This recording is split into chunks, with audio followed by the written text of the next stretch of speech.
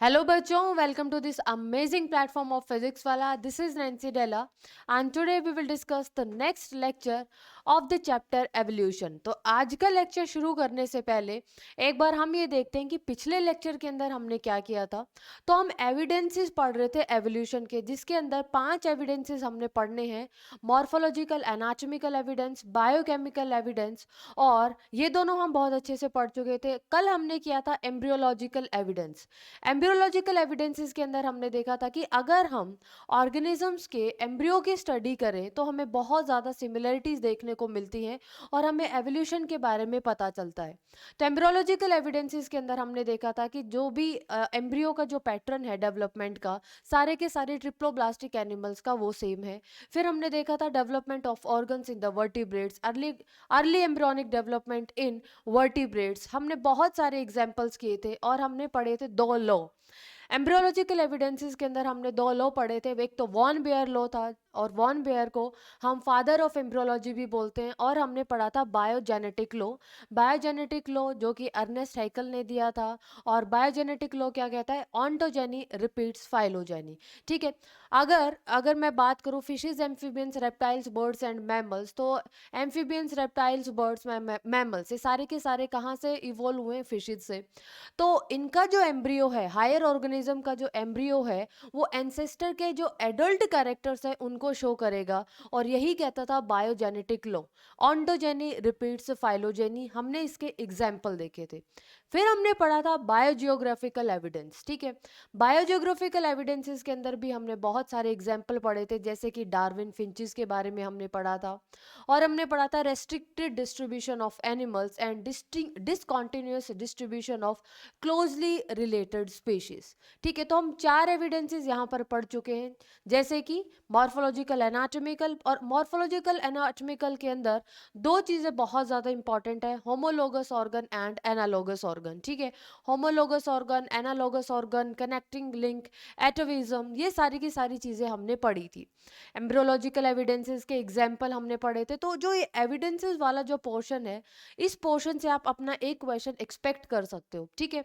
आज के लेक्चर के अंदर हम सारा का सारा एविडेंस खत्म कर लेंगे और आज के लेक्चर के अंदर हम 2 इंपॉर्टेंट कॉन्सेप्ट करेंगे। तो आज के लेक्चर के अंदर हम क्या क्या करने वाले हैं, देखिए। आज के लेक्चर के अंदर हम एविडेंसेस तो पढ़ेंगे, यानी कि पैलेंटोलॉजिकल एविडेंस तो पढ़ेंगे, लेकिन जो बहुत ज़्यादा कंफ्यूजिंग जो कॉन्सेप्ट है, किसका? अडेप्टिव रेडिएशन का। ठीक है। एक तो हम ये कॉन्सेप्ट पढ़ेंगे, अडेप्टिव रेडिएशंस। ठीक है। अडेप्टिव रेडिएशंस क्या होती हैं, हम इसके बारे में पढ़ेंगे, बहुत इंपॉर्टेंट कॉन्सेप्ट है। और हम पढ़ेंगे कन्वर्जेंट एवोल्यूशन के बारे में। और हम पढ़ेंगे कन्वर्जेंट एवोल्यूशन के बारे में। ठीक है। और आज के लेक्चर के अंदर हम खत्म कर लेंगे एविडेंसेस को, पैलियोंटोलॉजिकल एविडेंस। ठीक है। सबसे जो बेस्ट जो एविडेंस माना जाता है ना, सबसे जो बेस्ट एविडेंस माना जाता है, वो माना जाता है पैलियोंटोलॉजिकल एविडेंस। ठीक है। यहां पर मैं लिख देती हूं बेस्ट एविडेंस। ठीक है। Best evidence. और यही जो एविडेंस है, ये बताता है कि किस तरीके से एवोल्यूशन हुआ। ठीक है।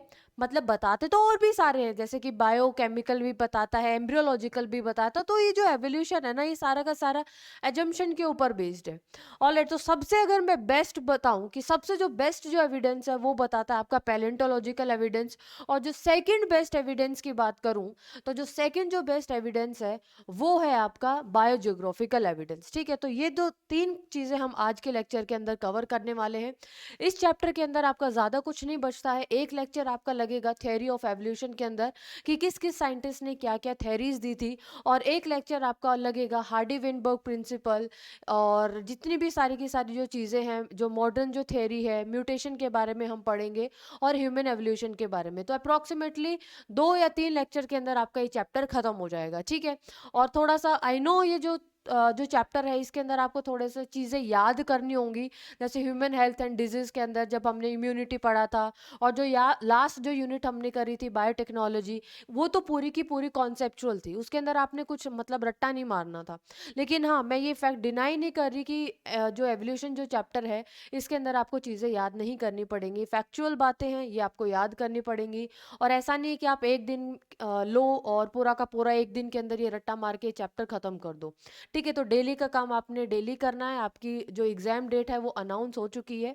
जो भी आपको ऐसी चीज़ें लगती हैं कि आप बार बार भूल रहे हो और ये एग्ज़ाम पॉइंट ऑफ व्यू से ज़्यादा इंपॉर्टेंट है, तो आप उसको बार बार रिवाइज़ कीजिए। ठीक है, अब जो चीज़ आप ज़्यादा भूल रहे हो, ऐसा नहीं होता कि आप उसको सिर्फ एक दिन में रट्टा मार के ख़त्म कर देते हैं, कल तक आप भूल जाओगे, और एग्ज़ाम तो आपका मतलब मार्च के अंदर होने वाला है। ऑलराइट, तो बेटर है कि ऐसी चीज़ें जो आप बार बार भूल रहे हो उनको एक दिन में ख़त्म करने की बजाय हर 3 या 4 अल्टरनेट डेज़ पे अगर आप उसको रिवाइज़ करोगे, तो आपको लगेगा कि टाइम भी कम लग रहा है और चीज़ें आपको लंबे टाइम तक भी याद रहेंगी। ठीक है? तो एग्ज़ाम टाइम का आपको एग्ज़ाम ये पास है, मतलब जनवरी, फ़ेब आपके 2 ही ऑलमोस्ट महीने बचे हुए हैं। ठीक है? इसके अंदर आप अपने जो एग्ज़ाम है उसको अच्छे से तैयारी कीजिए उस एग्ज़ाम की, और ज़्यादा टेंशन नहीं लेनी है, प्रेशर नहीं लेना है। ठीक है? हाँ, लेकिन जो भी चीज़ें आप सेट करते हो, ठीक है? वो ऐसा नहीं है कि आप पूरा का पूरे मंथ का अब टाइम टेबल बनाना सेट करो कि यार मेरे ये चैप्टर बचे हुए हैं। तो डेली का डेली आप उसको फिनिश कर सकते हैं, डेली का डेली टारगेट बनाइए और चीज़ें अपने आप आसान होती जाएंगी आपके लिए। ठीक है, तो चलिए हम अपना लेक्चर शुरू करते हैं। सबसे पहला जो कॉन्सेप्ट है वो रहेगा आपका अडेप्टिव रेडिएशन का। ठीक है, थोड़ा सा कंफ्यूजिंग लगता है बच्चों को कि अडेप्टिव रेडिएशन, कन्वर्जेंट एवोल्यूशन, अभी तक तो पढ़ के आए हैं कन्वर्जेंट एवोल्यूशन, अब क्या अलग है। ठीक है, तो चलिए एक बार हम देख लेते हैं कि अडेप्टिव रेडिएशन हम किसको बोलते हैं। हेडिंग डालिए अडेप्टिव रेडिएशंस। ठीक है, अडेप्टिव रेडिएशन आप इसके बारे में ऑलरेडी थोड़ा सा पढ़ चुके हैं। अडेप्टिव रेडिएशन को डाइवर्जेंस भी बोलते हैं। अडेप्टिव रेडिएशन को क्या बोलते हैं? डाइवर्जेंस। ठीक है, अब देखो पूरी की पूरी कहानी है इसके अंदर, आपने मतलब कॉन्सेप्ट भी है इसके अंदर। देखो, अडेप्टिव रेडिएशन का एग्जाम्पल है, सबसे बढ़िया जो एग्जाम्पल है वो है डार्विन फिंचेस। यानी कि एक कॉमन एंसेस्टर की स्पीशीज है। ठीक है, एक कॉमन एंसेस्टर है। अब वहां पर फूड का, वहां पर स्पेस का कंपटीशन होता है। ठीक है, जस्ट सपोज एक कमरा है। ठीक है, एक कमरे के अंदर कुछ चीज़ें ही हैं खाने की, लेकिन लोग बहुत सारे हैं, तो वहां पर तो कंपटीशन होगा ना, फूड का भी कंपटीशन होगा, स्पेस का भी कंपटीशन होगा। तो इसी तरीके से अगर मैं बोलूं कि एक कॉमन एंसेस्टर की स्पीशीज़ है, ठीक है, अब उस स्पीशीज़ के मेंबर्स के अंदर कंपटीशन होता है फूड का, स्पेस का। अब बहुत ज़्यादा मेंबर्स हो जाते हैं, फूड का, स्पेस का कंपटीशन होता है, वो तो अलग अलग जोग्राफिकल एरिया के अंदर मूव करने लग जाते हैं। ठीक है, अलग अलग जोग्राफिकल एरिया के अंदर मूव करने लग जाते हैं, अलग अलग हैबिटेट होगा, और इसी तरीके से एक न्यू स्पीशीज इवोल्व होती है। जैसे सपोज एक जगह है। ठीक है, अब एक जगह है, वहां पर कुछ लोग रहते हैं, जैसे सपोज वहां पे 20 या 25 लोग रहते हैं और सिर्फ काम 10 लोगों के लिए, तो बाकी लोगों के लिए तो काम नहीं है। अब उस काम को ढूंढने के लिए वो एक जगह से दूसरी जगह पर शिफ्ट होते हैं। ठीक है, तो इसी तरीके से एवोल्यूशन होता है। तो यहाँ पर अगर मैं बात करूँ एडेप्टिव रेडिएशन का, पहले आप डेफिनेशन लिखिए, फिर मैं आपको एग्जाम्पल समझाऊंगी, फिर आपको एक पूरा का पूरा कॉन्सेप्ट क्लियर होगा। अडेप्टिव रेडिएशन या फिर डाइवर्जेंस। ठीक है, a common ancestral species, a common ancestral species, a common ancestral species evolves, वो इवोल्व हो गई है। ठीक है, common ancestral species evolves into a different new species due to different geographical area. और ये जोग्राफिकल एरिया के अंदर क्यों मूव किया? जोग्राफिकल एरिया के अंदर मूव किया because of food and space competition, because of food and space competition. Food और स्पेस का कंपटीशन हुआ, तो एक जो कॉमन एंसेस्ट्रल स्पीशीज के जो मेंबर्स थे वो डिफरेंट डिफरेंट जोग्राफिकल एरिया के अंदर मूव करने लगे, और वहां पर इवेंचुअली एक न्यू डिफरेंट स्पीशीज इवॉल्व होगी। तो यहीं पर ये बात लिखी हुई है कि a common ancestral species evolves into a different new species due to different geographical area. Different geographical area के अंदर वो गई क्यों? क्योंकि वहां पर फूड एंड स्पेस का बहुत ज्यादा कंपटीशन हुआ। तो आप खुद से याद कीजिए, क्या याद कीजिए, आप कोई ऐसा एग्जाम्पल बता सकते हैं जो कि अडेप्टिव रेडिएशन शो करता है? जल्दी से सोच के बताइए। देखो, डाइवर्ज हो गई, यानी कि एक थी तो एक कॉमन स्पीशीज, लेकिन वो डाइवर्ज हो गई। आप जल्दी से एक सोच के बताइए, क्या हमने कोई ऐसा एग्जाम्पल किया है अभी तक? ठीक है, थोड़ा सा अगर मैं हिंट दूं, ये हमने बायोजियोग्राफिकल एविडेंसेस के अंदर पढ़ा था। तो जल्दी से सोच के बताइए, क्या आपको कुछ लगता है ऐसा कुछ हुआ होगा? ठीक है, तो एग्जाम्पल की अगर मैं बात करूं, एग्जाम्पल की अगर मैं बात करूं, तो सोचिए, एग्जाम्पल क्या हम यहाँ पर डार्विन फिंचेस का नहीं लिख सकते? क्या हम यहाँ पर डार्विन फिंचेस का नहीं लिख सकते? है या नहीं? बिल्कुल लिख सकते हैं। डार्विन फिंचेस के अंदर हुआ क्या था? डार्विन फिंचेस के अंदर तो यही हुआ था ना कि डार्विन एक आइलैंड पर गए। वो एक सिंगल तो आइलैंड नहीं था, वहां पर बहुत 20 से 22 छोटे छोटे आइलैंड थे, जिसको हमने बोला था गैलापागोस आइलैंड, और वहां पर एक कॉमन स्पीशीज थी। ठीक है, और उस कॉमन स्पीशीज, वो जो स्पीशीज थी वो कैसी थी? वो स्पीशीज थी सीड ईटिंग। ठीक है, सीड ईटिंग स्पीशीज थी, यानी कि कॉमन एंसेस्टर की अगर मैं बात करूं। और ये कहां पर मिलती थी ये बर्ड? साउथ अमेरिका के अंदर। कहां पर मिलती थी? साउथ अमेरिका के अंदर एक सीड ईटिंग बर्ड थी, और उसको हम फिंच बोलते हैं। डार्विन ने बहुत ज्यादा काम किया था, इसलिए हम डार्विन फिंचेस बोलते हैं। ठीक है, अब वहां पर फूड का कंपटीशन हुआ, वहां पर स्पेस का कंपटीशन हुआ, तो क्या हुआ कि बहुत सारी जो स्पीशीज थी, यानी कि थी तो सीड ईटिंग ही, लेकिन अब ये अलग अलग जोग्राफिकल एरिया के अंदर मूव कर गई। यानी कि कुछ कोई दूसरे आइलैंड पे चलेगी, कोई दूसरे आइलैंड पे चलेगी, कोई दूसरे आइलैंड पे चली गई। अब वहां पर जैसा जोग्राफिकल एरिया था, अब वहां पर वैसा आपको फूड मिलेगा, मतलब इनको वहां पर ऐसा फूड मिला। ठीक है, जैसे कि कई जगह पर देखने को मिला कि कुछ जो बर्ड्स थी ये चेंज हो गई, यानी कि ये इवोल्व हो गई। किसके अंदर इवोल्व हो गई? इंसेक्टिवोरस बन गई। ठीक है, कुछ क्या थी? इंसेक्टिवोरस बन गई। इंसेक्टिवोरस का मतलब है तो इसका कॉमन एंसेस्टर। कॉमन एंसेस्टर मतलब पूर्वज, सीड ईटिंग बर्ड थी। ठीक है, अब ये जो सीड ईटिंग बर्ड है वो किसके अंदर इवोल्व हो गई? इंसेक्टिवोरस बन गई। अभी आप सोचोगे मैम इंसेक्टिवोरस कैसे बन गई? भैया जिंदा रहने के लिए वहां पे सिर्फ इंसेक्ट्स थे, अब उसको इंसेक्ट ही खाने पड़ेंगे, तो इसीलिए उसकी जो बीक है वो क्या हो गई? लंबी होगी, ताकि वो इजीली इंसेक्ट को खा सके। ठीक है, जो कुछ कुछ जो बर्ड थी वो देखने को मिली, कुछ तो इंसेक्टिवोरस ईटिंग बन गई। ठीक है, कुछ तो इंसेक्टिवोरस ईटिंग बन गई, कुछ कैक्टस ईटिंग बन गई। ठीक है, कुछ कैक्टस ईटिंग बन गई, कुछ ग्रेन ईटिंग बन गई। ठीक है, कुछ ग्रेन ईटिंग बन गई, कुछ फ्रूट ईटिंग बन गई, कुछ वहां से फ्रूट ईटिंग बन गई, कुछ सीड की सीड ईटिंग ही रही। ठीक है, तो मेरी बात यहां पर आपको समझ में आई?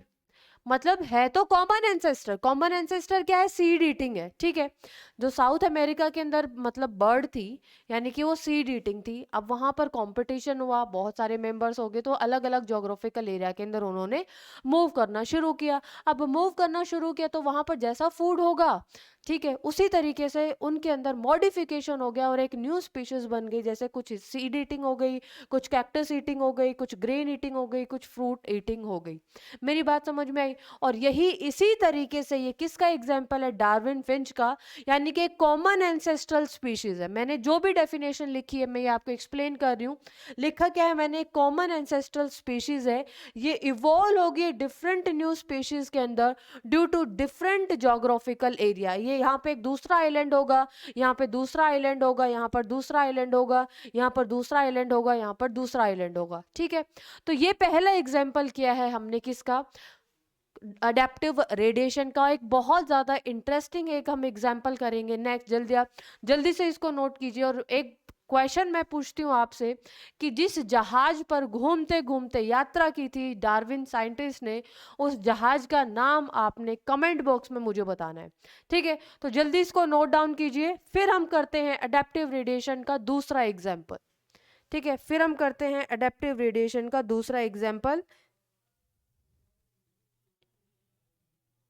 कि एक सिंगल एंसेस्ट्रल स्पीशीज अगर इवॉल्व हो जाती है डिफरेंट स्पीशीज के अंदर, वो एक्वायर करती है डिफरेंट हैबिटेट। ठीक है, चलो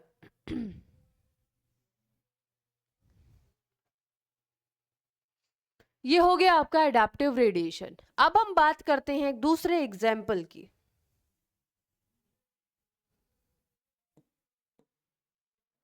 यहां पर आप ये भी लिख सकते हैं एक्वायर डिफरेंट हैबिटेट। ठीक है, कि डिफरेंट हैबिटेट उसने एक्वायर कर लिया। एक्वायर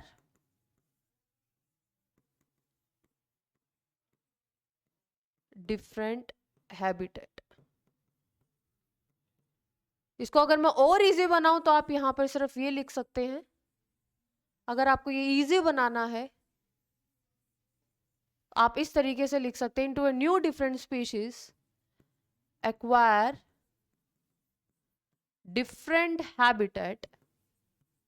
डिफरेंट हैबिटेट एक्वायर होता है ड्यू टू, अब ये आपको आसान लगेगी, due to food and space competition. ठीक है, ड्यू टू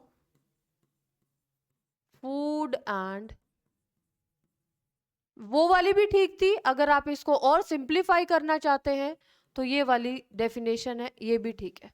ठीक है, कि कॉमन एंसेस्ट्रल स्पीशीज इवॉल्व हो जाते हैं डिफरेंट न्यू स्पीशीज के अंदर, जो कि एक न्यू हैबिटेट एक्वायर करती है due to food and space, due to food and space competition. Example Darwin finches. ठीक है, चलो दूसरा एग्जाम्पल करते हैं हम इसका एडेप्टिव रेडिएशन का। एग्जाम्पल नंबर 2, एग्जाम्पल नंबर 2, और एग्जाम्पल नंबर 2 क्या होगा? Marsupial mammals. क्या आपको याद है कहीं हमने मार्सुपियल मैमल्स किया था? कहीं हमने मार्सुपियल मैमल्स किया था। Marsupial mammals biogeographical evidence show करते हैं, और मार्सुपियल मैमल्स कौन सा एविडेंस शो, किसका एग्जाम्पल थे बच्चे? Restricted distribution of animals.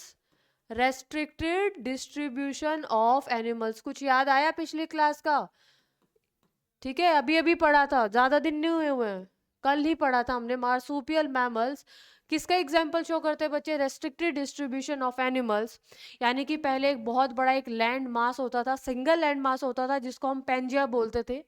ठीक है, अब वो पेंजिया के अंदर कॉन्टिनेंटल ड्रिफ्ट हुआ, सारे के सारे जो कॉन्टिनेंट्स हैं वो अलग अलग हो गए, उनके बीच में जैसे किसी के अंदर ओशन आ गए, किसी के अंदर माउंटेन्स आ गए, बड़े बड़े पहाड़, समुद्र, नदियां, ये सारी की सारी चीजें आ गई। ठीक है, तो पहले कुछ मार्सुपियल मैमल्स जैसे सपोज ऑस्ट्रेलिया के अंदर भी मिलते थे, कुछ मार्सुपियल मैमल्स जैसे सपोज एशिया के अंदर भी चले गए। ठीक है, अब एशिया के अंदर और ऑस्ट्रेलिया के अंदर क्लाइमेटिक कंडीशन डिफरेंट है। अब एशिया और ऑस्ट्रेलिया के अंदर क्लाइमेटिक कंडीशन डिफरेंट है। अब जो मार्सुपियल मैमल्स के लिए क्लाइमेटिक कंडीशन एशिया के अंदर इतनी सूटेबल थी कि वो प्लेसेंटल मैमल्स के अंदर इवॉल्व हो गए। प्लेसेंटल मैमल्स ने वहां पर सारे के सारे मार्सुपियल मैमल को खत्म कर दिया। लेकिन अगर मैं बात करूं ऑस्ट्रेलिया की, तो ऑस्ट्रेलिया के अंदर ऐसी कोई भी कंडीशन नहीं थी जिसकी वजह से मार्सुपियल मैमल्स रिप्रोड्यूस करके आगे और ज्यादा एवोल्यूशन हो और प्लेसेंटल मैमल्स रहे बने। तो इसका मतलब है ऑस्ट्रेलिया के अंदर क्या मिल रहे हैं अब? क्या मिल रहे हैं? सिर्फ मार्सुपियल मैमल्स। ठीक है, क्या मिल रहे हैं? Marsupial mammals. अब ये मार्सुपियल मैमल्स किस तरीके से एडेप्टिव रेडिएशन का एग्जाम्पल शो करते हैं?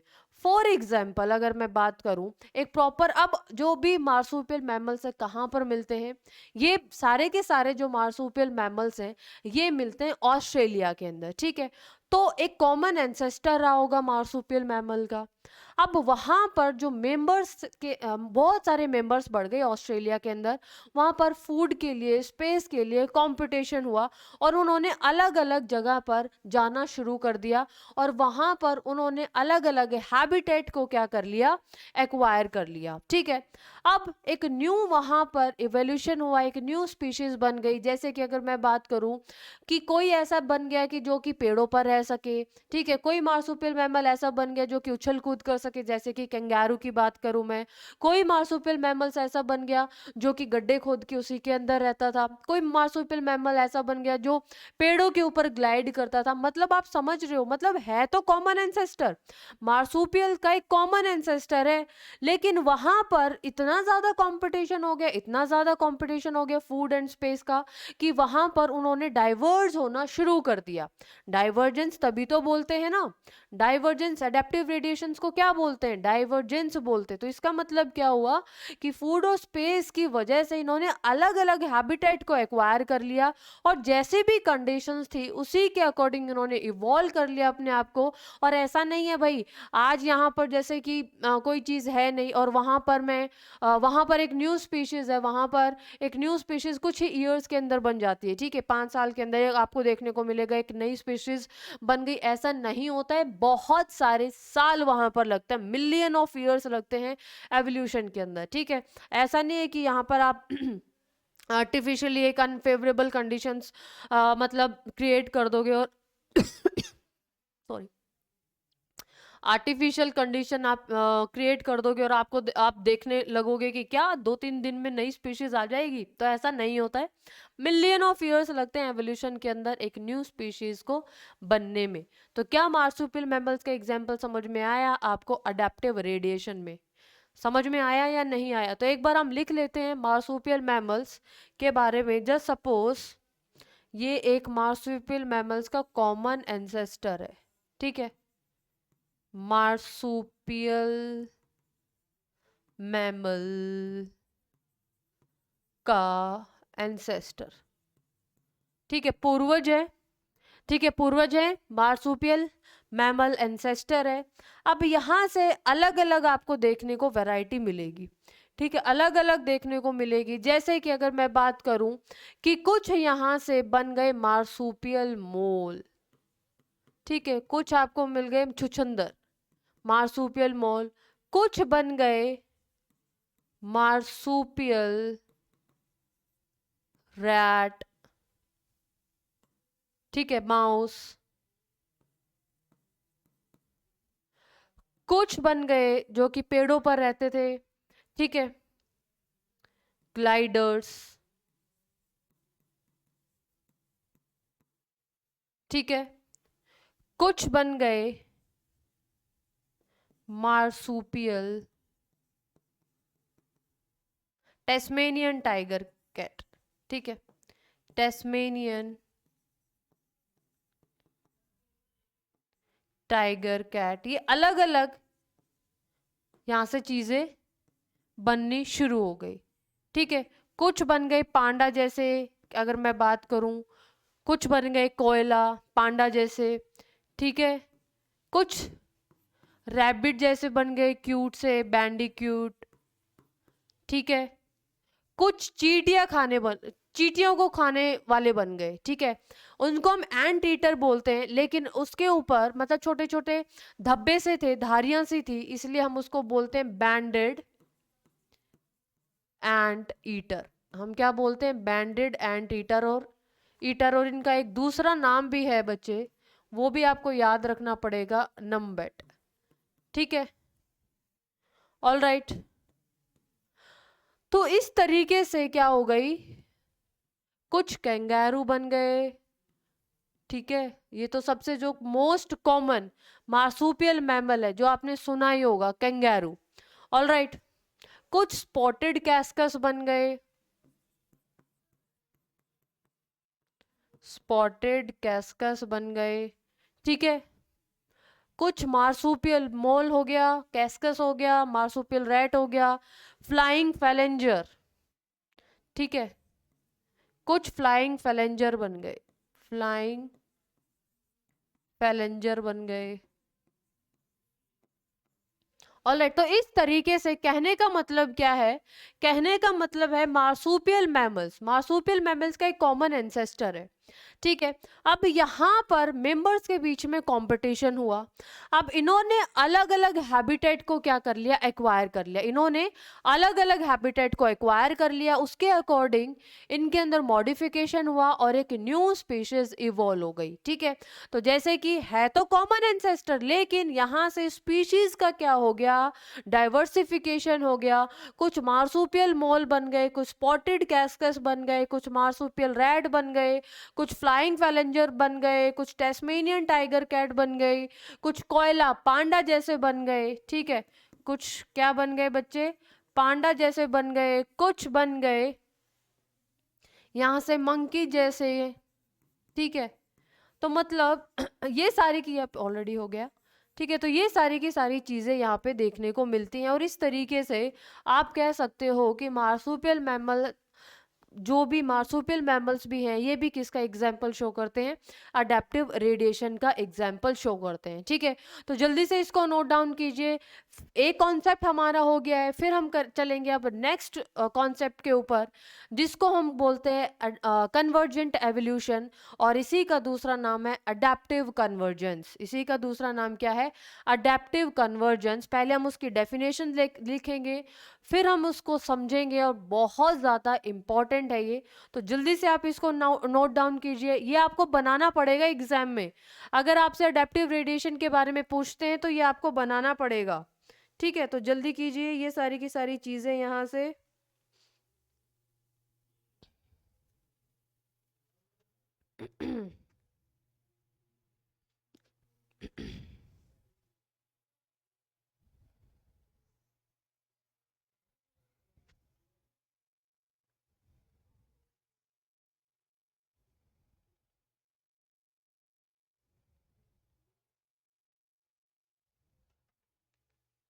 ठीक है, चलो अब हम बात करते हैं नेक्स्ट कॉन्सेप्ट की। तब तक थोड़ा सा गर्म पानी पिया जाए, ठंड बहुत बढ़ गई है,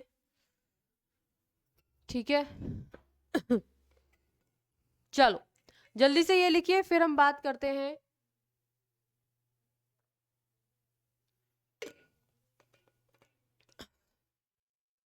अब हम बात करते हैं अडेप्टिव कन्वर्जेंस की, ठीक है। पहले हम डेफिनेशन लिखेंगे। अडेप्टिव रेडिएशन क्या, अडेप्टिव कन्वर्जेंस क्या कहती है?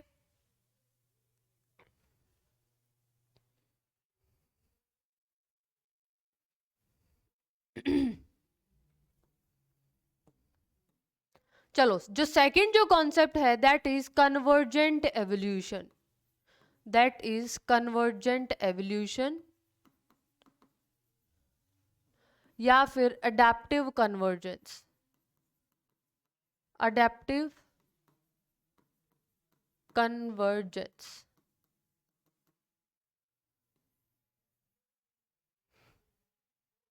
देखो, अडेप्टिव रेडिएशन अगर आपको समझ में आया है ना, तो कन्वर्जेंट एवोल्यूशन आपको इजीली समझ में आ जाएगा, और फिर आपको लगेगा कि मतलब बहुत कुछ सेम होते हुए भी बहुत सारी चीजें अलग है, ठीक है।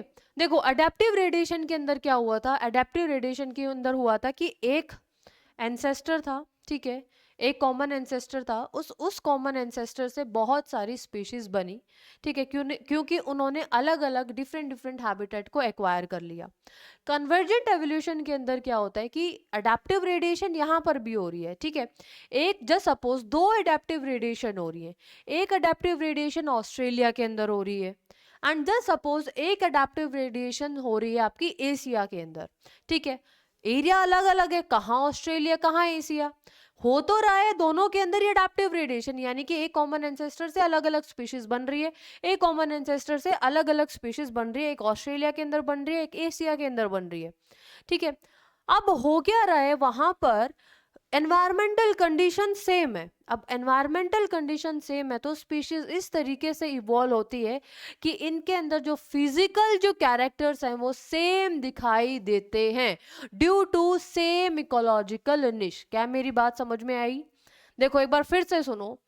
दो जगह अडेप्टिव रेडिएशन हो रही है अलग अलग जगह पर, जस्ट सपोज एक ए प्लेस पे हो रही है, दूसरी बी प्लेस पे हो रही है, ठीक है। अब ए प्लेस पे हो रही है अडेप्टिव रेडिएशन, तो इसका मतलब है अलग अलग स्पेशीज बनेगी, जैसे कि मैंने आपको बताया है अडेप्टिव रेडिएशन का कॉन्सेप्ट। ऐसे अगर बी स्पेस पे हो रही है तो वहां पर भी एक न्यू स्पेशीज बनेगी, ठीक है। एरियाज क्या है, डिफरेंट है। दो adaptive radiation, two adaptive radiation occur at isolated areas, ठीक है। आइसोलेटेड एरिया, अलग अलग एरिया के अंदर अगर दो अडेप्टिव रेडिएशन हो रही हैं तो जो अडेप्टिव जो फॉर्म्स हैं ये कन्वर्जेंट एवोल्यूशन शो करेगी, यानी कि सेम फिजिकल कैरेक्टर अपीयर होंगे, और इसी को हम बोलते हैं कन्वर्जेंट एवोल्यूशन, यानी कि अडेप्टिव कन्वर्जेंस। क्या ये बात समझ में आई? क्या ये बात समझ में आई? जल्दी से बोलिए एक बार। हम बहुत अच्छे से एग्जाम्पल करेंगे मार्सूपियल मैमल का एंड प्लेसेंटल मैमल का, ठीक है। पहले डेफिनेशन लिखिए, डेफिनेशन लिखने के बाद हम इसका एग्जाम्पल समझेंगे, और ये आपके एनसीईआरटी के अंदर भी दिया हुआ है। डायग्राम से क्वेश्चन आते हैं, जब आप अपने एनसीईआरटी खोलोगे तो आपको चीज़ें क्लियर हो जाएंगी, ठीक है। पहले कॉन्सेप्ट तो समझे। तो अडेप्टिव रेडिएशन के अंदर मतलब एक ही एंसेस्ट्रल स्पीशीज से वहां पर न्यू स्पीशीज बन रही थी, लेकिन यहाँ पर दो अडेप्टिव रेडिएशन हो रही है, अलग अलग एरिया के अंदर हो रही है, लेकिन जो अडेप्टिव जो फॉर्म है वो कन्वर्जेंट एवोल्यूशन शो करती है, क्योंकि सेम इकोलॉजिकल निश के कारण उनके अंदर सेम फिजिकल कैरेक्टर देखने को मिलते हैं। क्या ये बात क्लियर है? तो जल्दी से लिखिए कन्वर्जेंट एवोल्यूशन यानी कि अडेप्टिव कन्वर्जेंस के बारे में, और ये क्या रहेगा इसकी डेफिनेशन, टू अडेप्टिव रेडिएशंस, ठीक है। आपको जब हम एग्जाम्पल अभी देखेंगे तो आपको बहुत सारी चीजें क्लियर हो जाएंगी। Two adaptive radiations, two adaptive radiations occur at isolated areas। Areas तो अलग अलग हैं बट सेम इकोलॉजिकल निश, उनका जो हैबिटेट है वो क्या है, सेम है, ठीक है। Same ecological niche, then the adaptive forms, then the adaptive forms shows convergent evolution। जो अडेप्टिव जो फॉर्म्स हैं वो क्या शो करेंगी, कन्वर्जेंट एवोल्यूशन शो करेंगी। क्या शो करेंगी, कन्वर्जेंट एवोल्यूशन शो करेंगी, और इसके अंदर सेम फिजिकल कैरेक्टर्स आपको देखने को मिलेंगे। बाहर से देखोगे तो आपको देखने को मिलेगा कि दोनों जो स्पीशीज हैं, स्पीशीज अलग अलग है, एक ऑस्ट्रेलिया के अंदर डेवलप हो रही है सपोज, एक एशिया के अंदर डेवलप हो रही है, स्पीशीज अलग अलग है, लेकिन जब आप इसको बाहर से देखने को मिलेगा तो आप समझोगे, जैसे कि आपके उसके अंदर भी बनाया हुआ है, एनसीईआरटी के डायग्राम के अंदर भी बनाया हुआ है, तो आपको देखने को मिलेगा कि दोनों ही स्पीशीज बाहर से देखने में क्या है, एक जैसी हैं, ठीक है। तो एग्जाम्पल अगर मैं बात करूं इसकी, एग्जाम्पल की अगर मैं बात करूं तो मार्सूपियल मैमल, ठीक है। कैसा मार्सूपियल मैमल, मार्सूपियल मैमल जो कि इमेच्योर को बर्थ देता है, ठीक है। मार्सूपियल मैमल और प्लेसेंटल मैमल जो कि यूथेरियन है, जो कि यंग वंस को जन्म देता है, ठीक है। दोनों ही अलग अलग है, लेकिन अगर मैं इसके एग्जाम्पल्स की बात करूंगी तो आपको देखने को मिलेगा कि ये सारी की सारी जो चीजें हैं वो बिल्कुल आपको देखने में सेम मिलती हैं, ठीक है। तो जल्दी से एक बार इसको लिखिए। देखो ये बहुत इंपॉर्टेंट कॉन्सेप्ट है अडेप्टिव रेडिएशन का और कन्वर्जेंट एवोल्यूशन का, ठीक है। और एक टर्म और यूज करते हैं, मतलब उसको हम बोलते हैं पैरेलल एवोल्यूशन, वो भी एक बार हम डिस्कस कर लेंगे, वो ज़्यादा डिफिकल्ट नहीं है एक्चुअली। पहले आपको ये समझ में आना चाहिए, क्योंकि फिर आप एग्जाम्पल्स गलत करते हो, ऑब्जेक्टिव क्वेश्चन गलत करते हो, और फिर अगर सब्जेक्टिव में भी ये आ जाता है तो भी फिर आप गलत करते हो, ठीक है। तो पहले एक बार ये जल्दी से लिखिए, उसके बाद हम करते हैं कि किस तरीके से आप ये कह सकते हो कि मैम मार्सूपियल मैमल और प्लेसेंटल मैमल, जैसे सपोज मार्सूपियल मैमल तो ऑस्ट्रेलिया की बात हो गई, प्लेसेंटल मैमल जो सपोज एशिया की बात हो गई, ठीक है। अब इन दोनों में सिमिलैरिटी कैसे करेंगे आप, तो वो हम देखेंगे। ऑलराइट, तो जल्दी से इसको नोट डाउन कीजिए। डेफिनेशन बहुत ज़्यादा इंपॉर्टेंट है अडेप्टिव रेडिएशन की और कन्वर्जेंट एवोल्यूशन की, कि दो अडेप्टिव रेडिएशंस यहाँ पे हो रही हैं आइसोलेटेड एरिया, यानी कि अलग अलग एरिया के अंदर। देखो अगर आपको समझ में आ गया ना तो आप अपने वर्ड्स के अंदर अगर डेफिनेशन लिख दोगे तो जब एग्जाम में ऐसा नहीं होता है कि आपको सारी की सारी बुकिश लैंग्वेज लिखनी होती है, जो बुक के अंदर जो डेफिनेशन दी हुई है आप वही लिखोगे, जी नहीं, ऐसा नहीं होता। अगर आपको कॉन्सेप्ट समझ में आ गया है ना तो फिर अगर आप डेफिनेशन अपने अकॉर्डिंग भी लिखोगे तो भी मतलब ऐसा लिखना कि मतलब वर्ड्स फ्रेम हो जाएं अच्छे से और उसका मीनिंग ठीक ठाक से निकले। ठीक है, ऐसा नहीं कि चलो ठीक है समझ में आ गया लेकिन एक का कुछ है कुछ का कुछ आप बना के लिख रहे हो, ठीक है, तो वो एग्जामिनर भी फ्रस्ट्रेट हो जाएगा। ठीक है, आपको आ गया, लेकिन हाँ अगर ये आपको लैंग्वेज नहीं भी लिखनी तो अपने अकॉर्डिंग मॉडिफाई करके लिख सकते हो, लेकिन हाँ उसका मीनिंग निकलना चाहिए। ठीक है, देखो कन्वर्जेंट एवोल्यूशन का मतलब दो अडेप्टिव रेडिएशन हो रही है, एक अडेप्टिव रेडिएशन यहाँ हो रही है, जस्ट सपोज ऑस्ट्रेलिया के अंदर हो रही है, ये एशिया के अंदर हो रही है, अकर एट आइसोलेटेड एरियाज, अलग अलग एरिया के अंदर हो रही है, लेकिन इनका हैबिटेट सेम है। ठीक है, यहाँ का हैबिटेट सेम है, यहाँ का हैबिटेट सेम है, देन द अडेप्टिव फॉर्म्स, जो भी अडेप्टिव फॉर्म्स होंगी वो क्या होंगी, कन्वर्जेंट एवोल्यूशन शो करेंगी, यानी कि मैं बात करूँ तो similar physical characters, same physical characters show करेंगे। ठीक है, क्लियर है? तो जल्दी अब हम इसका एग्जाम्पल समझते हैं, किस तरीके से इसका एग्जाम्पल होगा। चलो एक मैं बनाती हूं एग्जाम्पल यहां पर, ये मैंने बना दिया मार्सूपियल मैमल का एंसेस्टर। ये क्या बना दिया बच्चे मैंने, मार्सूपियल मैमल एंसेस्टर। ठीक है, और यहां पर मैं लिख देती हूं प्लेसेंटल मैमल का एंसेस्टर, प्लेसेंटल मैमल एंसेस्टर, एक मैंने प्लेसेंटल मैमल का एंसेस्टर लिख दिया। ठीक है, अब यहां पर जब अडेप्टिव रेडिएशन हुई, ठीक है, होगी तो अडेप्टिव रेडिएशन ही ना, यहां पर जस्ट सपोज मैं यहां पर एरिया भी लिख देती हूँ, ये ऑस्ट्रेलिया की बात हो रही है ताकि आपको कंफ्यूजन ना हो, यहाँ पे ऑस्ट्रेलिया है और ये एशिया है, ये एशिया है, ये क्या है, एशिया है। ठीक है, ऑस्ट्रेलिया के अंदर क्या हो रहा है बच्चे, यहां पर एक अडेप्टिव रेडिएशन हो रही है। ठीक है, ऑस्ट्रेलिया के अंदर क्या हो रहा है, अडेप्टिव रेडिएशन हो रही है। अगर मैं एशिया की बात करूं तो एशिया के अंदर भी अडेप्टिव रेडिएशन हो रही है। ठीक है, एशिया के अंदर भी क्या हो रही है बच्चे, अडेप्टिव रेडिएशन हो रही है। ठीक है, एशिया के अंदर भी अडेप्टिव रेडिएशन हो रही है।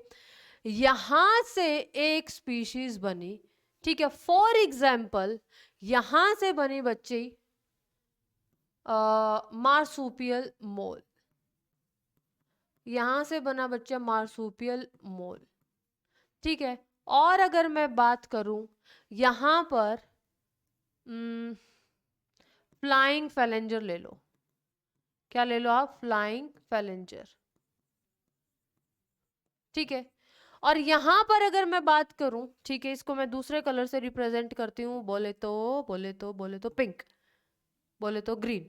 ठीक है, प्लेसेंटल मैमल, प्लेसेंटल मैमल से बना है बच्चे प्लेसेंटल मोल, प्लेसेंटल मोल। ठीक है, और यहां से एक न्यू स्पीशीज बनी जिसको हम क्या बोलते हैं, फ्लाइंग स्क्वेरल। स्क्वेरल की स्पेलिंग देख लेना बच्चे, शायद मैंने गलत लिख दी है, स्क्वेरल। ठीक है, अब देखो होता क्या है कि एक अडेप्टिव रेडिएशन हुई है आपके ऑस्ट्रेलिया के अंदर, ठीक है, एक अडेप्टिव रेडिएशन हो रही है आपके एशिया के अंदर। अब यहां पर बना है मार्सूपियल मॉल, यहां पर बना है प्लेसेंटल मॉल, अलग अलग एडेप्टिव रेडिएशन हुई, अलग अलग जगह पर हुई, लेकिन इनका इकोलॉजिकल निश सेम था। तो अगर जब इन दोनों स्पीशीज को अगर आप अच्छे से देखोगे तो आपको ये देखने को मिलेगा कि बच्चे ये जो स्पीशीज हैं आपस में क्या है, सेम आपको दिखाई देंगी, सेम फिजिकल कैरेक्टर आपको देखने को मिलेंगे, सेम फिजिकल कैरेक्टर आपको यहां देखने को मिलेंगे। ठीक है, अगर मैं इसी तरीके से यहाँ पर बात करूं कि यहाँ से एक बनी है स्पीशीज फ्लाइंग फैलेंजर और यहाँ से एक स्पीशीज बनी है दैट इज फ्लाइंग स्क्वायरल, ठीक है, अलग अलग जगह पर अलग अलग अडेप्टिव रेडिएशन हुई, अलग अलग स्पीशीज बनी, ठीक है, लेकिन इकोलॉजिकल निश सेम होने के कारण जब आप इन दोनों को ऑब्जर्व करोगे बड़े ध्यान से तो आपको देखने को मिलेगा, ठीक है, तो आपको देखने को मिलेगा कि ये दोनों जो स्पीशीज हैं ये आपको सेम फिजिकल कैरेक्टर्स देखने को मिलेंगे।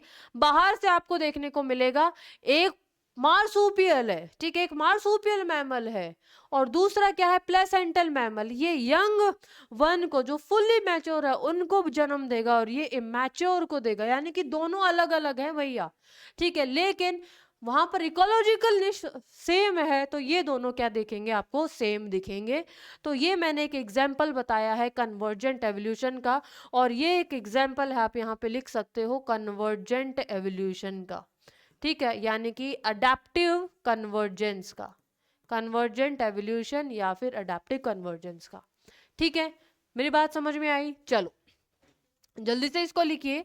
फिर आपके एनसीईआरटी के अंदर एक बहुत प्यारा सा डायग्राम बना हुआ है जिसके अंदर एक साइड दिया हुआ है मार्सूपियल मैमल और दूसरी साइड दिया हुआ है प्लेसेंटल मैमल, ठीक है, एक जगह मार्सूपियल मैमल, प्लेसेंटल मैमल, और आपको मुझे बताना है, मैं यहाँ पे लिख दूंगी और आपको कमेंट बॉक्स में बताना है देख के, मतलब बुक से पढ़ के, और मैं कमेंट बॉक्स से पढ़ूंगी कि आपने पढ़ाई की या नहीं।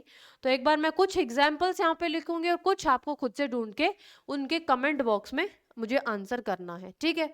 तो और ये बहुत ज्यादा इंपॉर्टेंट है, अगर सब्जेक्टिव क्वेश्चन नहीं आया तो ऑब्जेक्टिव क्वेश्चन के लिए तो ये बहुत ज्यादा जरूरी है। मार्सूपियल मैमल, एक जगह लिख दिया है मैंने मार्सूपियल मैमल और दूसरी जगह लिख दिया मैंने प्लेसेंटल मैमल, ठीक है, इन दोनों में सिमिलैरिटी कहाँ कहाँ पर है, कौन कौन सी स्पीशीज आपको देखने को मिलेगी सेम, मार्सूपियल मैमल, और एक जगह मैंने लिख दिया है प्लेसेंटल मैमल। स्टूडेंट्स ये बहुत ज़्यादा इंपॉर्टेंट है ऑब्जेक्टिव पॉइंट ऑफ व्यू से, अगर सब्जेक्टिव पे आप आ गए तो सब्जेक्टिव पे तो आपने बना ही देना है आंसर इसका सही से। चलो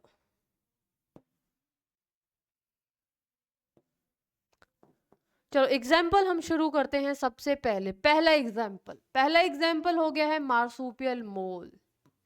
पहला एग्जाम्पल क्या हो गया है, मार्सूपियल मोल, और मार्सूपियल मोल यहाँ पर किस जैसा दिखेगा बच्चे, प्लेसेंटल मोल जैसा, कैसा दिखेगा, प्लेसेंटल मोल जैसा, ठीक है। दूसरा एग्जाम्पल अगर मैं देखूं, मार्सूपियल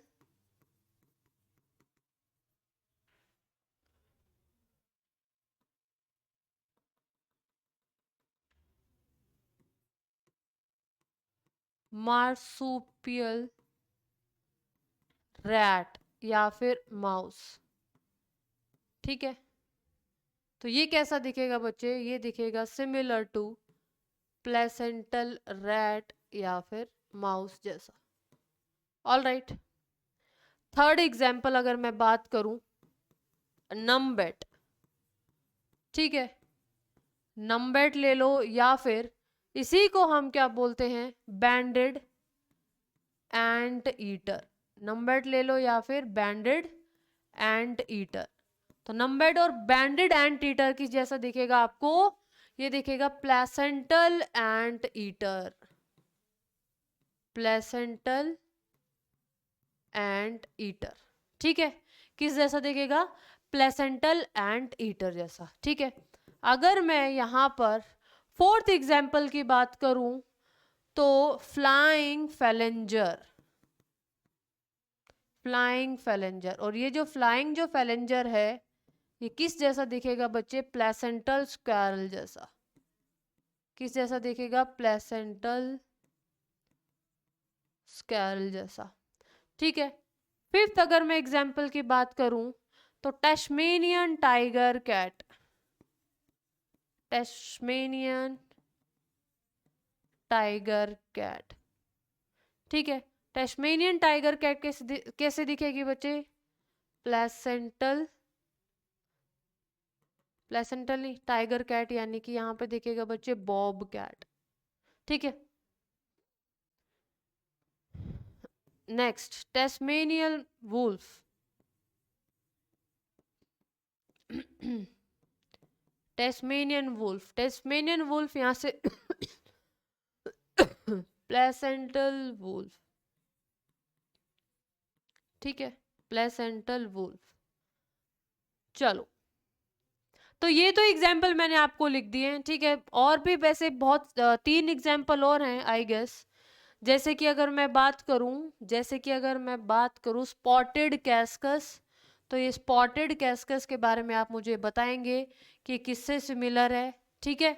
स्पॉटेड कैस्कस यहाँ से किससे सिमिलर है, ये आपका होमवर्क रहेगा। ऑल राइट, और यहाँ से 2-3 और हैं बच्चे एग्जाम्पल, टोटल आई गेस 9 है। तो जितने भी यहाँ पर बचे 6, यानी कि 3 बचे हुए हैं, 3 आप मुझे कमेंट बॉक्स में बताएंगे, ठीक है, कि कौन सा किससे सिमिलर है। स्पॉटेड कैस्कस हो गया, और एक बैंडिकूट भी है, ठीक है, और एक वॉम्बेट भी है। वॉम्बेट भी एक मार्सुपियल मैमल है, तो वो किससे सिमिलर शो करता है, प्लेसेंटल मैमल से। ये आपका होमवर्क है, और ये आप अपने नोट्स में भी ऐड करोगे, और ये डायरेक्ट आपका डायग्राम भी है, ठीक है। तो जल्दी से इसको नोट डाउन कीजिए, और 3 लाइन छोड़ दीजिए ताकि आप एनसीईआरटी का वो डायग्राम देख के उसको ऐड ऑन कर सके, ठीक है। तो जल्दी इसको नोट डाउन कीजिए, फिर हम आगे करेंगे। 2 कॉन्सेप्ट हमने पढ़ लिए, और लास्ट पर हम चलेंगे पैलियोंटोलॉजिकल एविडेंस के बारे में, ठीक है। चलो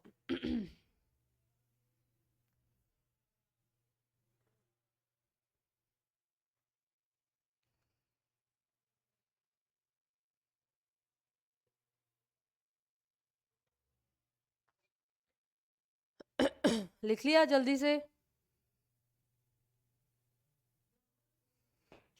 3 एग्जाम्पल बच्चे आपने बहुत अच्छे से करने हैं, ठीक है। तो स्पॉटेड कैस्कस के बारे में आपने बताना है, और यहाँ पर अगर मैं बात करूं कैंगैरू के बारे में, आप बताओगे कि ये किससे सिमिलर है, ठीक है। और एक और बच गया, वैसे वॉम्बेट भी है, आप वॉम्बेट भी सर्च करके यहाँ पे लिख सकते हो, ठीक है। और बैंडिकूट, इसके बारे में सर्च करके एनसीईआरटी खोल के, सर्च तो क्या करना है, एनसीईआरटी खोलनी है, एनसीईआरटी खोल के आप इसका आंसर देंगे। और नेक्स्ट हेडिंग बनाइए पैलियोंटोलॉजिकल एविडेंसेस।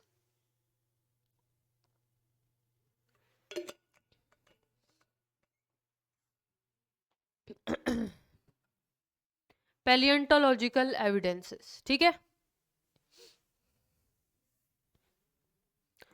लास्ट एविडेंस है बच्चे जो कि बहुत अच्छे से आपको पढ़ना है, पैलियोंटोलॉजिकल एविडेंस, ठीक है। लास्ट एविडेंस है ये पैलियोंटोलॉजिकल एविडेंस। मतलब देखो, सबसे पहले तो हम ये लिख दे पैलियोंटोलॉजी होती क्या है, ठीक है।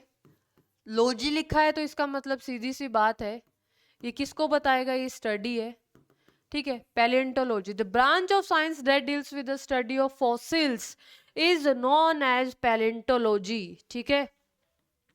Branch of science, branch of science that deals with, branch of science that deals with the study of fossils is known as paleontology, ठीक है। अब आप बोलोगे मैम फॉसिल्स का मतलब समझा दिए जरा, तो आ जाइए फॉसिल्स के बारे में हम समझते हैं। फॉसिल्स क्या होते हैं, और ये किस तरीके से आपको बताएंगे कि ये एविडेंस है एवोल्यूशन का, और ऊपर से आप बोल रहे हो कि मैम ये तो बेस्ट एविडेंस है, ठीक है। और आप क्या बोल रहे हो कि ऊपर से ये बेस्ट एविडेंस है फॉसिल्स। देखो, फॉसिल्स का मतलब है कि कोई भी ऑर्गेनिज्म, या फिर उसका कोई भी हार्ड पार्ट ले लो, या फिर उसका कोई भी एक्सक्रीटा, नाइट्रोजनस वेस्ट, या फिर उसका इम्प्रिंट, ठीक है, छाप, वो सेडिमेंट्री रॉक्स के अंदर आके दब जाती है। जस्ट सपोज अगर मैं बात करूं बहुत साल पहले, जस्ट सपोज मतलब एक ऑर्गेनिज्म है, ठीक है, और वो बहुत ज़्यादा बर्फ़ के ऊपर रह रहा है, तो यानी कि एवेलेंच हुआ तो बर्फ़ के नीचे पूरा का पूरा ऑर्गेनिज्म है वो क्या हो गया, नीचे दब गया। ठीक है, अब ऐसे ही स्नोफॉल होती रही, ऐसे ही लेयर के ऊपर लेयर, लेयर के ऊपर लेयर, लेयर के ऊपर लेयर चढ़ती गई। ठीक है, अब वो जो ऑर्गेनिज्म है वो क्या हो गया बच्चे, अंदर बिल्कुल प्रिजर्व हो गया। अगर हम उसकी स्टडी करें तो फिर हमें बहुत सारी चीज़ें देखने को मिलती है। ठीक है, फॉसिल्स के अंदर हम एक एग्जाम्पल पढ़ेंगे, आर्कियोप्टेरिक्स। जब हमने कनेक्टिंग लिंक पढ़ा था, कनेक्टिंग लिंक क्या होता है बच्चे, कनेक्टिंग लिंक का मतलब है कि एक ऑर्गेनिज्म दो ग्रुप के कैरेक्टर शो करे। तो आर्कियोप्टेरिक एक मिसिंग लिंक है, मतलब बाकी सारे के सारे कनेक्टिंग लिंक लिविंग थे, हमने बोला था आर्कियोप्टेरिक्स। आर्कियोप्टेरिक्स क्या है, एक मिसिंग लिंक है। तो आर्कियोप्टेरिक्स जो मिसिंग लिंक है, इसके जो फॉसिल्स हैं वो कहाँ पर मिले थे, जर्मनी के अंदर मिले थे। और मतलब जैसे कोई भी ऑर्गेनिज्म है वो जैसे कि सेडिमेंट्री रॉक्स होती हैं जो कि सेडिमेंट के डिपोजिशन से बनती हैं। ठीक है, अब एक लेयर बनी, दूसरी लेयर, तीसरी लेयर, चौथी लेयर। जैसे सपोज एक पहली लेयर थी, अब वहां पे किसी भी ऑर्गेनिज्म की डेथ हो जाती है या फिर उसका कोई भी हार्ड पार्ट जो कि इजीली डिग्रेड नहीं हुआ है, ठीक है, वो वहां पर दब गया है, अब उसके ऊपर सेडिमेंट की लेयर आ गई है। फिर एक दूसरी ऑर्गेनिज्म कोई डेथ हो गई है, अब उसके ऊपर भी सेडिमेंटेशन की लेयर आ गई है। फिर कोई भी ऑर्गेनिज्म की डेथ होती है या फिर उसका कोई भी एक्सक्रीटा या फिर उसके इम्प्रिंट ही लगा लो, अब वो ऐसे सेडिमेंटेशन की डिपोजिशन होती रहती है। और सेडिमेंट की डिपोजिशन होती रहेगी तो जो फॉसिल्स है, मतलब कोई भी ऑर्गेनिज्म का पार्ट, वो वहां पर प्रिजर्व हो जाता है। और इसी को हम बोलते हैं पैलियोंटोलॉजिकल एविडेंस। और आर्कियोप्टेरिक्स एक बहुत अच्छा एग्जाम्पल है फॉसिल्स का। ठीक है, तो फॉसिल्स के बारे में अगर मैं लिखूं यहां पर, तो फॉसिल्स का मतलब क्या है, एन ऑर्गेनिज्म, कोई भी ऑर्गेनिज्म, ठीक है, या फिर इसका हार्ड पार्ट, या फिर उसका हार्ड पार्ट, या फिर अगर मैं बात करूं एक्सक्रीटा, या फिर imprint, imprint deposit in sedimentary rocks, deposit in sedimentary rocks over a year, over a million of years। ठीक है, over a million of years। और इसी को हम क्या बोलते हैं, फॉसिल्स बोलते हैं।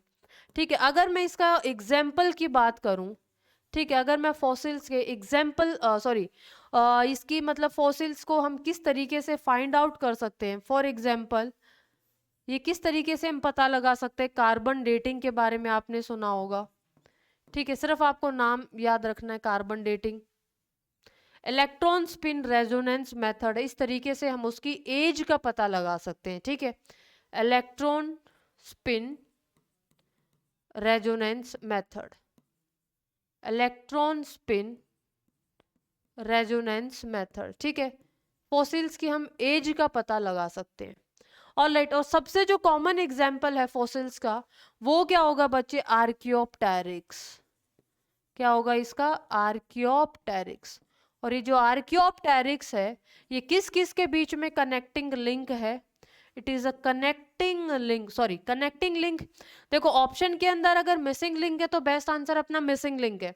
अगर कनेक्ट मिसिंग लिंक के बजाय कनेक्टिंग लिंक है तो हम कनेक्टिंग लिंक लिखेंगे। ठीक है, तो यहाँ पर क्या लिखोगे, it is a missing link between, किस किस के बीच में missing link, it is missing link between reptiles and birds. किस किस के बीच में है, बिटवीन रेप्टाइल्स एंड बर्ड्स।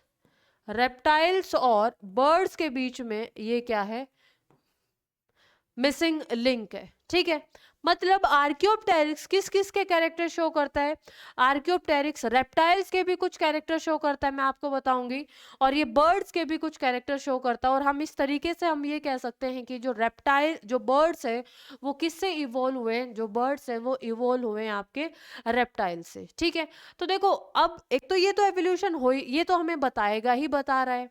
ठीक है, इसका मतलब ये तो हमें एक अच्छा एग्जाम्पल दे ही रहा है कि आर्कियोप्टेरिक्स है, यानी कि जो भी मॉडर्न जो बर्ड्स है वो रेप्टाइल से इवोल्व हुए हैं। आप ध्यान से सुनो, एक मैंने आपको एग्जांपल और भी बताया था जो ये बता रहा है कि जो बर्ड्स हैं वो रेप्टाइल से इवोल्व हुए। Presence of the temporary structures, याद आया कुछ? हमने एम्ब्रियोलॉजिकल एविडेंसेस के अंदर पढ़ा था presence of the temporary structures. जब बर्ड है, बर्ड का जो एग अभी तक हैच नहीं हुआ है, तो वहां पर आपको टिथ देखने को मिलता है, ठीक है, टूथ देखने को मिलता है, और जिसका कोई काम ही नहीं था क्योंकि खाना तो डायरेक्टली योक से मिल रहा था। लेकिन जब बर्ड हैच होता है तब वो टूथ एकदम से डिसअपियर हो जाता है, ठीक है। तो इसका मतलब क्या है कि पहले तो टूथ था लेकिन बाद में वो क्या हो गया, डिसअपियर। तो इसका मतलब कहीं ना कहीं हमें ये पता चलता है कि जो बर्ड्स हैं, मॉडर्न जो बर्ड्स हैं, वो कहाँ से इवोल्व हुए हैं, रेप्टाइल से इवोल्व हुए हैं। तो इसी तरीके से एवोल्यूशन का हमें पता चलता है रहता है, ठीक है। अगर कोई भी नया फॉसिल्स आता है तो हमें ह्यूमन एवोल्यूशन के भी तो ऐसे ही पता चला था, ह्यूमन एवोल्यूशन के बारे में भी तो हमें ऐसे ही पता चला था कि किस तरीके से, मतलब हमें पहले फॉसिल्स मिले होंगे, ठीक है, और हम करेंगे ह्यूमन एवोल्यूशन बहुत अच्छे से डिटेल में, और फिर आपको पता चलेगा अच्छा इस तरीके से पहले ये आए, फिर ये आए, फिर ये आए, फिर लास्ट में जाके मॉडर्न जो भी होमो सेपियंस आए, ठीक है। तो ये सारी की सारी चीजें हैं। तो सबसे पहले लिखिए आर्कियोप्टेरिक्स। आर्कियोप्टेरिक्स के क्या क्या मतलब कैरेक्टर्स हैं, रेप्टिलियन कैरेक्टर और एवियन कैरेक्टर हम पढ़ेंगे, ताकि आपको पता चले कि जो फॉसिल्स हैं वो एक सबसे ज्यादा बेस्ट एविडेंस है। फॉसिल्स क्या है, best evidence for evolution. Fossils है best evidence for evolution, evolution का ये बेस्ट वो है एविडेंस, ठीक है। चलो, आर्कियोप्टेरिक्स के बारे में हम थोड़ा सा लिख लेते हैं। आपके एनसीईआरटी के अंदर ये मेंशन्ड है आर्कियोप्टेरिक्स, ठीक है, आर्कियोप्टेरिक्स। इसीलिए मैंने वहां पर कनेक्टिंग लिंक पे इसको लिखवाया नहीं था, ज्यादा से ज्यादा इसके बारे में कुछ लिखवाया नहीं था। एक होता है बच्चे रेप्टिलियन कैरेक्टर, ठीक है, और दूसरा होगा इसका एवियन कैरेक्टर। दोनों के कैरेक्टर होते तभी तो भैया कनेक्टिंग लिंक है ना, मिसिंग लिंक है, यानी कि दो ग्रुप के कैरेक्टर्स ये शो करता है। अब दो ग्रुप के कैरेक्टर शो करेगा तभी तो हम ये कह सकते हैं भैया ये वाली कम बर्ड्स है, कैसे ना कैसे तो रेप्टिलियन से ही आए हैं इवोल्व होके, है ना। तो देखो सबसे पहले अगर मैं बात करूं रेप्टिलियन कैरेक्टर, रेप्टिलियन कैरेक्टर के अंदर क्या होगा बच्चे, यहाँ पर टीथ प्रेजेंट होंगे। क्या प्रेजेंट होंगे, टीथ यहाँ पर प्रेजेंट होंगे, ठीक है। Long lizard like tail present होगी, लॉन्ग लिजर्ड लाइक टेल यहाँ पर प्रेजेंट होगी, ठीक है। अनफ्यूज्ड कॉर्डल वर्टिब्रा होगा, अनफ्यूज्ड, जैसे कि रेप्टाइल्स के अंदर देखने को मिलता है, अनफ्यूज्ड कॉर्डल वर्टिब्री आपको देखने को मिलेगी। और जैसे ही बर्ड्स के अंदर एवियन वो होती है, न्यूमेटिक बोन होती है, तो यहाँ पे कोई भी न्यूमेटिक बोन प्रेजेंट नहीं होती, ठीक है, नो न्यूमेटिक बोन, यहाँ पर नो न्यूमेटिक बोन, आपको यहाँ पर न्यूमेटिक बोन देखने को नहीं मिलती, ठीक है। ये तो था रेप्टिलियन कैरेक्टर। अगर मैं एवियन कैरेक्टर की बात करूं तो एवियन कैरेक्टर क्या होगा, सबसे बढ़िया है जो आपको पता ही होगा, फेदर्स प्रेजेंट होंगे। क्या प्रेजेंट होंगे बच्चे, फेदर्स यहाँ पे प्रेजेंट होंगे, ठीक है। Jaws modified into beak, jaws modified into beak, और बिल, जो है वो किसके अंदर मॉडिफाई हो गए बच्चे, बीक या फिर बिल के अंदर। जो फॉर लिम्स है वो मॉडिफाइड हो गए विंग्स के अंदर, ठीक है, for limbs modified into limbs, for limbs modified हो गए लिम्स के अंदर। और जो हाइंड लिम्स हैं वो एवियन पैटर्न शो करते हैं, hind limbs, hind limbs shows avian pattern, जो हाइंड लिम्स है वो क्या शो करते हैं बच्चे, एवियन पैटर्न शो करते हैं। मेरी बात समझ में आई। तो आर्कियोप्टेरिक्स यानी कि वो रेप्टिलियन कैरेक्टर भी शो करते हैं और एवियन कैरेक्टर भी शो करते हैं, तभी हम कह सकते हैं कि आर्कियोप्टेरिक्स के पास क्या है, कैरेक्टर्स ऑफ टू ग्रुप्स, ठीक है, कैरेक्टर्स ऑफ टू ग्रुप्स है। और हम कह सकते हैं कि जो मॉडर्न बर्ड है वो इवॉल्व फ्रॉम रेप्टाइल्स, ठीक है, modern bird evolves from reptiles, ठीक है, जब आप अपनी एनसीईआरटी खोलोगे और पेज नंबर 130 खोलोगे, मैं आपको यहाँ पे पेज नंबर भी बताती हूँ। जब पेज नंबर 130 खोलोगे तो एक आपको रेप्टिलियन ट्री दिखाई देगा, ठीक है? रेप्टिलियन ट्री के अंदर जब आप पेज नंबर 130 खोलना, फिर आपको पता चलेगा, ठीक है? नेक्स्ट क्लास के अंदर अब मैं डायग्राम भी लेके आऊँगी कि एक रेप्टिलियन लाइन से आपका आर्कियोप्टेरिक्स ओरिजिनेट हो रहा है, एक रेप्टिलियन मतलब लाइन से स्टेगोसॉरस है वो इवॉल्व हो रहे हैं, ठीक है? एक रेप्टिलियन लाइन से क्रोकोडाइलियन मतलब क्रोकोडाइल से, मतलब इस तरीके से सारी की सारी चीज़ें आपको देखने को मिलेंगी, ठीक है? तो यही एवोल्यूशन का पैटर्न शो करता है। और कुछ कुछ इंपॉर्टेंट लाइंस हैं जो आपकी एनसीईआरटी के अंदर डायरेक्ट लिखी गई हैं। जब आप एनसीईआरटी रीड करोगे और हम भी रीड करेंगे तो वो आपको देखने को मिलेंगी। तो यहाँ पर बच्चे अपना सारे के सारे एविडेंसेस खत्म होते हैं, ठीक है? नेक्स्ट क्लास के अंदर हम थ्योरीज भी पढ़ेंगे, ठीक है? थ्योरीज के अंदर क्या होगा कि बहुत सारे साइंटिस्ट ने अलग अलग थ्योरीज दी थी एवोल्यूशन के बारे में। जैसे हमने लाइफ के बारे में पढ़ा था, लाइफ को लेके किस किस साइंटिस्ट ने क्या क्या थ्योरी दी थी। कुछ ऐसी भी थ्योरीज पढ़ेंगे जो कि डिसअप्रूव हो गई किसी किसी साइंटिस्ट की, जिसने कुछ पोस्टुलेट्स दी, उसमें से 4 दी, जिसमें से 2 मतलब ठीक निकली, 2 गलत निकली। सबसे बेस्ट थ्योरी होगी, उसके अंदर हम नेचुरल सिलेक्शन के अंदर भी नेचुरल सिलेक्शन के बारे में भी पढ़ेंगे। और डार्विन का बहुत ज़्यादा रोल है एवोल्यूशन को लेके, ठीक है? लेकिन डार्विन जी कहीं ना कहीं लैक रह गए, ठीक है? और वो अच्छे से कुछ चीज़ें एक्सप्लेन नहीं कर पाए, वो हम सारी की सारी चीज़ें करेंगे। तो जो नेक्स्ट जो लेक्चर होने वाला है बच्चे, नेक्स्ट लेक्चर होने वाला है आपका थ्योरीज ऑफ एवोल्यूशन को लेके, और हम ट्राई करेंगे कि सारी की सारी थ्योरीज हम एक लेक्चर के अंदर ही ख़त्म कर ले, ठीक है? तो ज़्यादा आपका सिलेबस बचा नहीं है, ज़्यादा आप ये मत करो कि सिलेबस ज़्यादा बचा है।